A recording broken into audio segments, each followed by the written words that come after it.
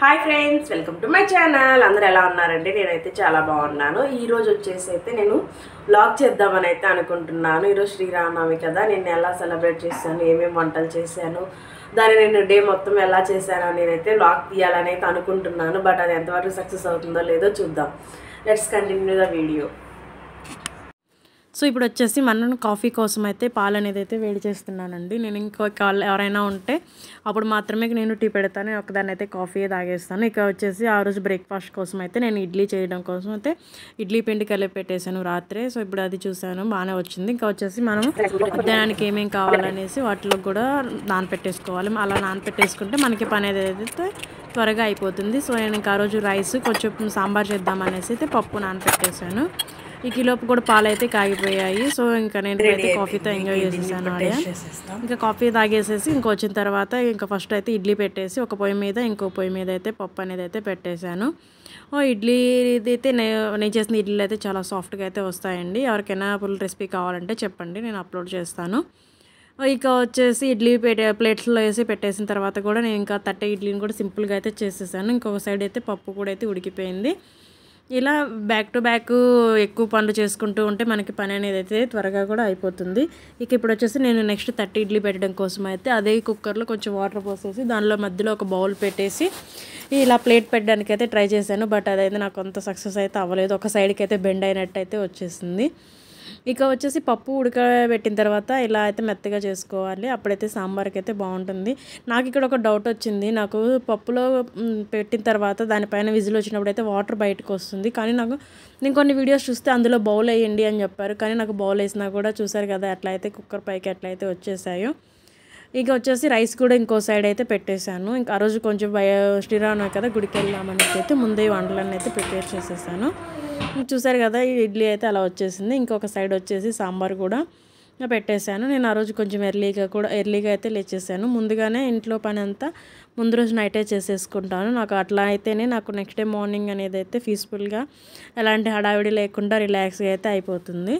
So ఇందులో వచ్చేసి సాంబార్లో మనకి నచ్చిన వెజిటేబుల్స్ అయితే వేసుకోవచ్చు. నేనైతే ఆలు, క్యారెట్, ఇంకా సొరకాయ మాత్రమే యాడ్ చేశాను. నా దగ్గర అవే ఉన్నాయి. ఇంకా టమాటా కూడా యాడ్ చేసేసాను. ఇవన్నీ యాడ్ చేసిన తర్వాత కొంచెం ఉప్పు, కారం, పసుపు, అలానే కొంచెం ఒక స్పూన్ సాంబార్ మసాలా కూడా యాడ్ చేసేసి చింతపండు పులుసు కూడా పోసేసి ఒక 2 మినిట్స్ ఉడకనిచ్చిన తర్వాత ఇంకా పప్పు కూడా యాడ్ చేసేసి ఒక లో ఫ్లేమ్లో ఒక 20 మినిట్స్ కానీ ఉడికిచ్చేసామంటే సాంబార్ అయితే మనకి ఈ ఎమ్మీగా చాలా టేస్టీగా అయితే వస్తుంది.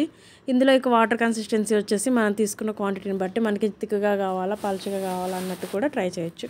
ఇక నేను స్నానం అది చేయడానికి వెళ్ళే ముందుగానే ఇలా వడపప్పుని కూడా స్ట్రెయిన్ చేసేసి పెట్టేసి ఇప్పుడు వచ్చేసి మూంగ్ దాల్ మిక్స్ అనేది అయితే ఒక ప్యాకెట్ అయితే ఉందండి మా ఇంట్లో. సో దాన్ని కూడా నేనైతే దేవుడి దగ్గర నైవేద్యంగా చేద్దామని అయితే చేసేసాను. ఇదైతే ఏం లేదండి, మూంగ్ దాల్ హల్వా జస్ట్ పాలు యాడ్ చేసేసుకొని ఒక 2 మినిట్స్ అయితే కుక్ చేసుకుంటే అయితే మనకి ఈజీగా అయితే మూంగ్ దాల్ హల్వా అనేది అయితే రెడీ అయిపోతుంది.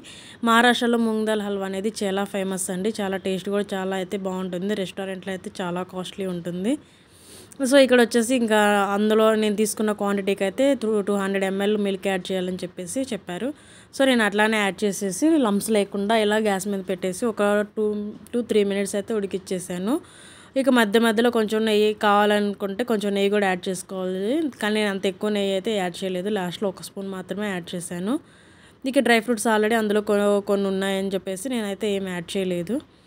టేస్ట్ అయితే మాత్రం మరీ అంత టేస్టీగా అయితే లేదు, మరీ అంత బాగా లేకుండా అయితే లేదు, మీడియంగా అయితే ఉంది. ఇక వచ్చేసి ఇవన్నీ చేసిన తర్వాత అయితే నేను పూజ చేసుకున్నానండి. పూజ అనేది అయితే చాలా సింపుల్గానే చేసుకున్నాను. దేవుడికి అయితే నైవేద్యంగా వడపప్పు, పానకము, అలానే మూంగ్ దాల్ హల్వా, కొబ్బరికాయ అలా ఇంతే చేసేసాను.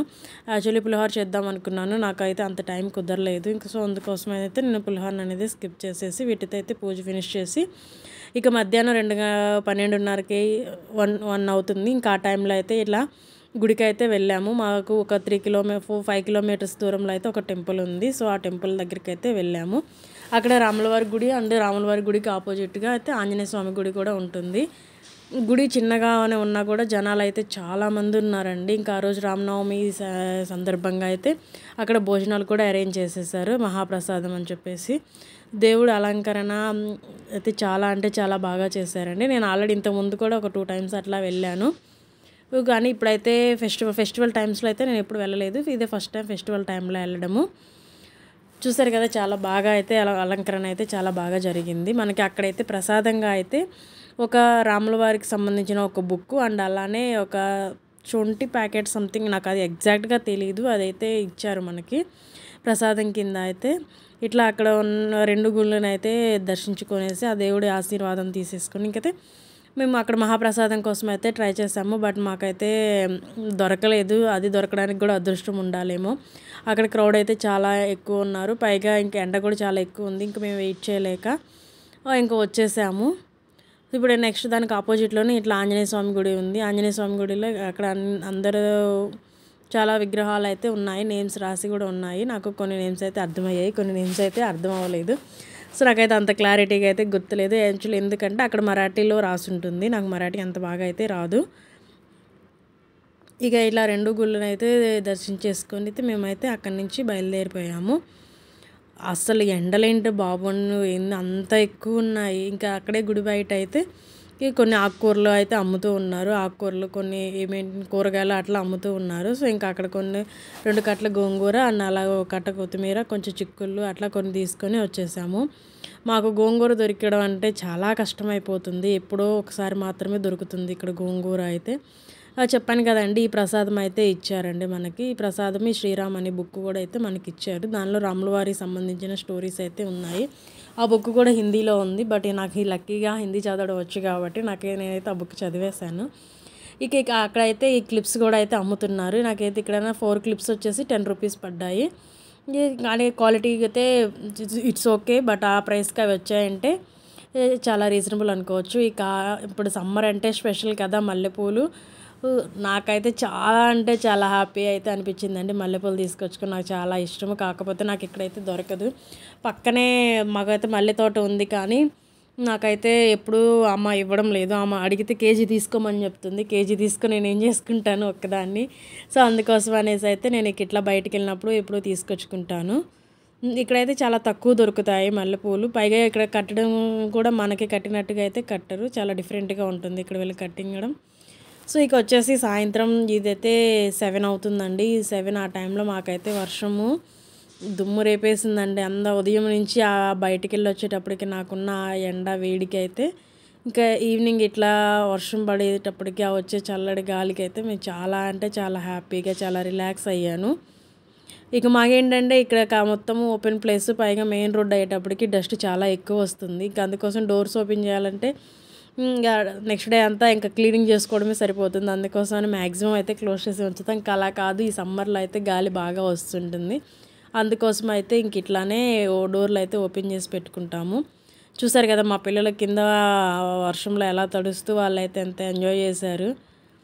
ఇంకా అలా వాళ్ళు కొంచెం సేపు అలా తిరిగి వచ్చిన తర్వాత ఇంకా పైకి రాగానే ఇంకా చక్కగా స్నానాలు చేయించేసి అలా చేయించేసామంటే ఇంకా ఆ డస్ట్లో తిరిగి వచ్చిన తర్వాత మామూలుగా అయితే వర్షంలో తడిసి జలుబు చేస్తుంది కదా, అలా ఇంటికి వచ్చిన వెంటనే తల స్నానాలు చేసి తుడిచేస్తే జలుబు అనేది చేయకుండా ఉంటుంది. ఇక్కడ వచ్చేసి ఫైనల్ ఇప్పుడు వచ్చేసి నైట్ డిన్నర్కి ఏం చేయాలని చూస్తున్నాను. బట్ నేను ఈరోజు మేము మార్నింగ్ టెంపుల్కి వెళ్ళి వచ్చేసరికి సరిపోయి ఆ ఎండకి వెళ్ళి వచ్చేసరికి మజ్జిగ చేసేసుకొని మజ్జిగ తాగేసేదాము. ఇంకా అన్నం అయితే ఎవరూ తినలేము, అంత అన్నం అయితే వేస్ట్గా పడేయలేము కదా. సో దానికోసమనే ఇంకా దాన్ని కూడా పులిహోర లాగా చేసుకుందామని చెప్పేసి అయితే ఇట్లా చేసేసాను. నా దగ్గర ఆల్రెడీ పులిహోర రెడీమేడ్ మిక్స్ అయితే ఉంది. సో దాన్ని చేసేసాను. ఇట్లా ఒక కడాయిలో 2 స్పూన్ల ఆయిల్, కొంచెం నెయ్యి కూడా యాడ్ చేసేసుకొని మన దగ్గర ఎంటీఆర్ మిక్స్ వల్ల పులిహోర పౌడర్ అయితే ఉంది. సో ఒక 2 స్పూన్లు యాడ్ చేసిన తర్వాత దానిలో మనం ఇలా చల్లారి పెట్టుకున్న అన్నం కూడా యాడ్ చేసేసుకొని మిక్స్ చేసేసుకోవడమే, అంతే. దీన్ని చేయడం అయితే చాలా ఈజీ, అలాగే తినడం టేస్ట్ అయితే చాలా బాగుంది. ఇంకా ఫైనల్గా డిన్నర్ అంతా ఫినిష్ చేసేసి మళ్ళీ కిచెన్ ఇలా నీట్గా క్లీన్ చేసేసుకొని నేనైతే పడుకోవడానికి అయితే వెళ్ళిపోయానండి. Thanks for watching. మీకు కానీ ఈ వీడియో నచ్చినట్టయితే లైక్ చేయండి. మీ లైక్ నాకైతే హెల్ప్ అవుతుంది. అలానే నా ఛానల్ కానీ నచ్చినట్టయితే సబ్స్క్రైబ్ చేసుకోండి. Thanks for watching. Please do like, share and subscribe.